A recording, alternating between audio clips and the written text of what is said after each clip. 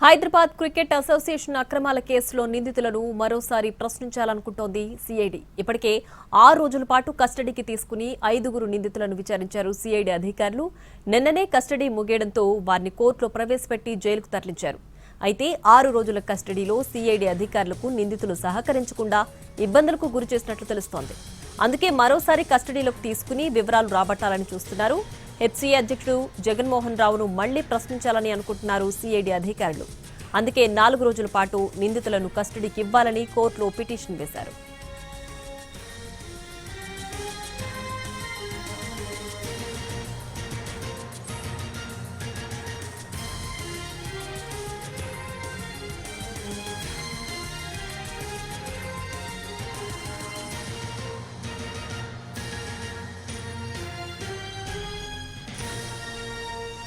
Hyderabad cricket association అక్రమాల కేసులో నిందితులను మరోసారి ప్రశ్నించాలని అనుకుంటోంది సిఐడి.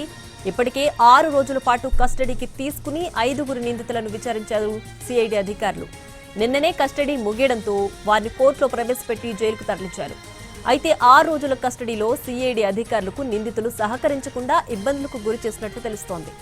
అందుకే మరోసారి కస్టడీలోకి తీసుకుని వివరాలు రాబట్టాలని చూస్తున్నారు. హెచ్సీఏ అధ్యక్షుడు జగన్మోహన్ రావును మళ్లీ ప్రశ్నించాలని అనుకుంటున్నారు సిఐడి అధికారులు. అందుకే 4 రోజుల పాటు నిందితులను కస్టడీకి ఇవ్వాలని కోర్టులో పిటిషన్ వేశారు.